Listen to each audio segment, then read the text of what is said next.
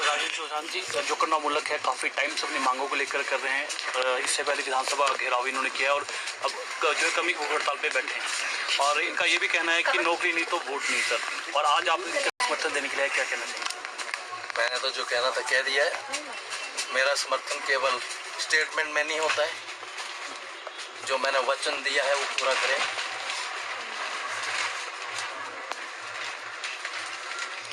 थोड़ा बता दीजिए, थोड़ा ब्रीफ आती है ना सर, लेक्चर थोड़ा ब्रीफ में बता दीजिए कि किस तरह का समर्थन आप देंगे इनको। समर्थन इनको आज सबसे पहले तो समर्थन इनको दिया है, लिख करके दिया है जी, एफिडेविट में दिया है।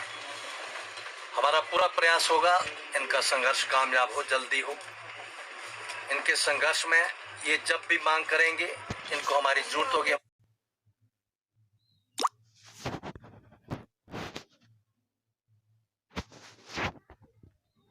हमारी पार्टी के समर्थन की जरूरत होगी तो हम अपनी पार्टी के कार्यकर्ता इनके समर्थन में भेजेंगे।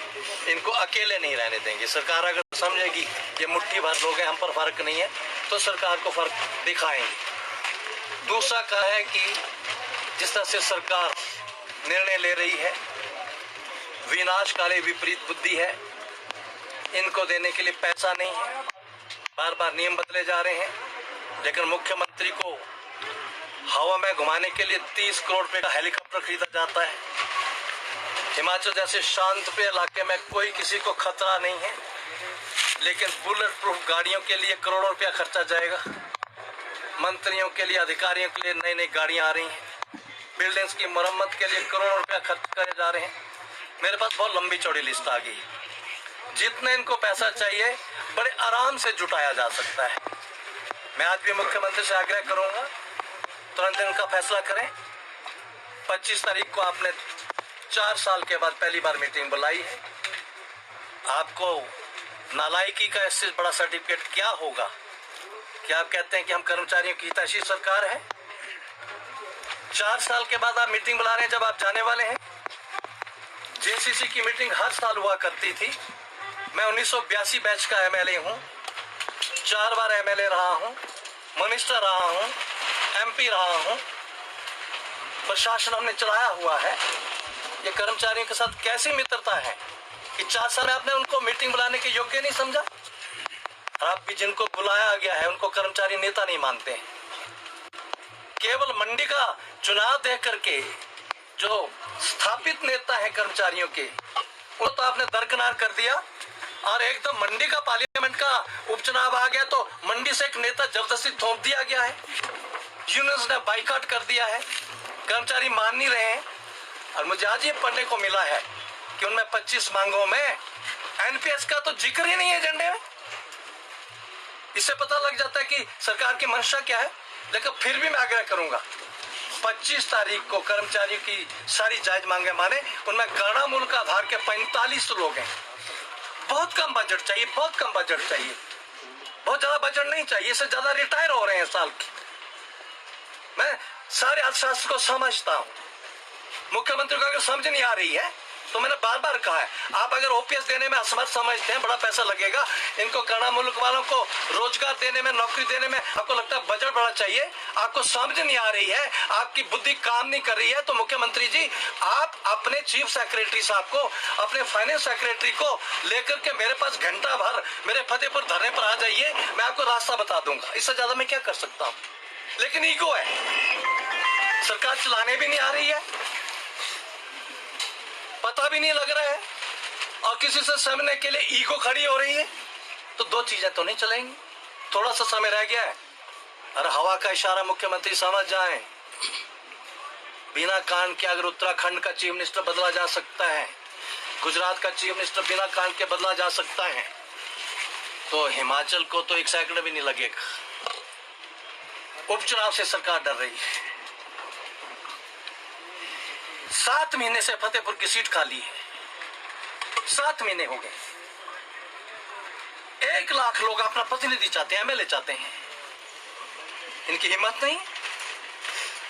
3 कारण बताए इन्होंने उपचुनाव स्थगित करने के, आपके सामने है। पहला, कोरोना बढ़ने का खतरा। दूसरा कारण, बारिशें आएंगी तो भूस्खलन का खतरा। तीसरा कांड सेब का सीजन और चौथा कांड त्योहारों का सीजन है। मैंने एक वीडियो रिलीज किया था, अगर आपने देखा हो किसी ने, मैंने तर्क दिए हैं, रिकॉर्ड दिया है। मैंने कहा मुख्यमंत्री जी, आपने हिम्मत थी तो आप खुद स्टेटमेंट जारी करते। आपने चीफ सेक्रेटरी के कंधे पर बंदूक रख करके चीफ सेक्रेटरी से रिपोर्ट भिजवाई है chief election commissioner of India को। कौन कहता है कोरोना? मैंने पिछले 5 हफ्तों के आंकड़े दिए हैं, हर सप्ताह कोरोना नीचे आया, नीचे आया, नीचे आया, और इस छठे वीक में तो बिल्कुल नीचे आ गया है। और फतेहपुर में तो कोरोना है ही नहीं, है ही नहीं। तो ये तर्क तो है नहीं, तो इसको हमने रद्द किया है। दूसरा तर्क दिया इन्होंने भूस्खलन। मैंने कहा कौन सी एजेंसी ने कहा? मैंने वैज्ञानिकों का रिकॉर्ड लिया और उन्होंने कहा 15 सितंबर चुनाव की तिथि 28 सितंबर के बाद अक्टूबर तक होनी थी। हिमाचल में कहीं भूस्खलन नहीं, और हमारे फतेहपुर में तो मतलब ही नहीं है 15 सितंबर के बाद भूस्खलन होता। ये कांड भी रिजेक्ट किया हमने। और तीसरा तो इतना मजेदार है कि बच्चा बच्चा हंस रहा है। सेब का सीजन, हम सब समझदार हैं, हमारे चंबा के लोग भी बैठे हैं, पड़ोस के लोग बैठे हैं। ये फतेहपुर में कौन सा सेब होता है? फतेहपुर में तो सेब है ही नहीं। फतेहपुर में क्यों रोका जा रहा है? ये फेस्टिवल का क्या बहाना है?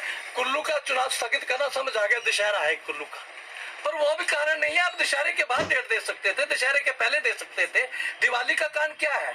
ये बंगाल तो नहीं है जहां दशहरे दिवाली है, वहां तो ममता बनर्जी के डरने से वो तो शेर नहीं है, धड़ाले से गए, उसने अपना उपचुनाव तो करा लिया, बाकी नहीं है।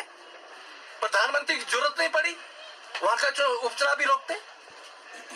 आज मैं गया हूं, अभी हिमाचल प्रदेश के मुख्य चुनाव आयुक्त सी पालनासु से मिल के आया हूं। मैं जनता की ओर से प्रोटेस्ट दिया है और उनको प्रदेश की जनता की ओर से 4 उपचुनावों का प्रोटेस्ट भी दे के आया हूं। और हमने कहा ये 4 कांड चारों मैं रिजेक्ट कर रहा हूं। और आप संवैधानिक तौर पर हमारे रक्षक है लोकतंत्र के, हमें 3 एमएलए चाहिए, 1 एमपी चाहिए, ये काम आपका है।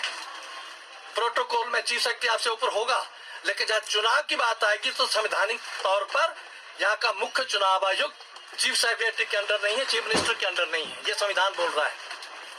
हमने उनको प्रेस दिया है, आप चुनाव कराइए, जल्दी से जल्दी उपचुनाव कराएं, और खासतौर फतेहपुर में तो कोई कंडीशन ही नहीं लगती।